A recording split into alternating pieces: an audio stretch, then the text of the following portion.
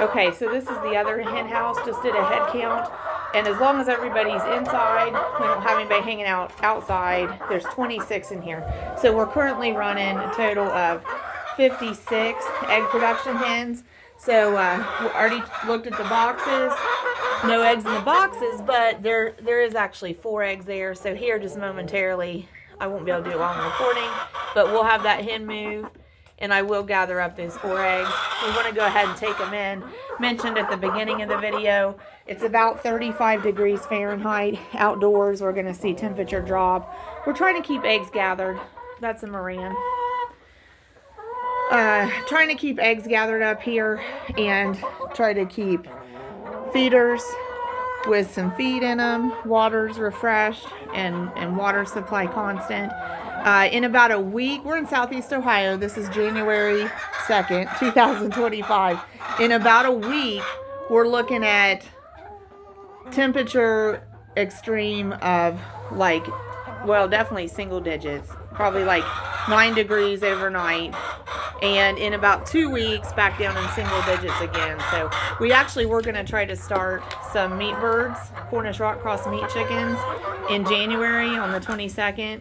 But we're reconsidering that. So we need to get back in touch with our meat bird processor that we contract that out to, and see if we can remove our reservation for our first meat bird flock for the year. We would have had them processed. We have that processing set up for like March 3rd, but to have them ready for March 3rd, we would have to start them January 22nd. And we had a plan, like if we were going to have temperatures in the 20s and 30s, we think we could go ahead and start them. But if we're going to have temperatures in the single digits and the teens, that's kind of below the threshold for the space that we would start them in. That in that temperature range, it's going to be really hard to keep them warm enough. So you're always considering those things with livestock, but these egg chickens, they do have a greater tolerance for cold temperatures than baby chicks do, or growing birds do, or meat birds do. These mature laying hens will be able to prioritize the basics, add a little warmth, and keep them managing through the colder spell. So actually see 5 eggs there, so that's super great. So I'm gonna go ahead and get those. But 26 hens in this group. This is about the same size floor space, probably 13 by 13, and again, it's a good fit. So that like 13 by 13 foot or 12 foot by 12 foot, so say about 150 square feet to about 30 hens. That's a comfort level for us as far as floor space for our birds. So, hey, thanks for joining us. A few channel updates. We grew subscribers by like 90 subscribers, seemingly overnight. Maybe it was a couple days, but I'm almost certain I looked at it one day and it was in the 1200s. And I looked at it the next day and it was in the 1300s. So, and watch hours are going up. Thank you for helping us with that. I mean, they're in a stir now. This is a beautiful hen right here. Black copper Moran.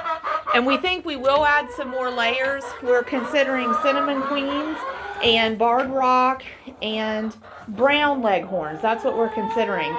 We do have some Rhode Island red pullets that they were hatched this fall, and they will probably start laying around March. So anyway, so it's getting kind of tense in here. I don't really know what the drama is, but anyway, but yeah, we do have the Rhode Island red pullets, about 50 plus of them that, like I said, they'll be laying probably by March. So we're looking forward to adding them to the layers, and then we'll probably go ahead during 2025 and get some more young chicks started. Because in general, it could be 5 or 6 months. When you start chicks, it could be 5 or 6 months before they start laying eggs, before they come to that point of maturity. The 2 black feather hens here, that's Morticia and Elvira. Shout out to Tina. Thanks for naming those gals for us during 2024. They're a pretty pair of hens. So join us again, y'all. Thanks.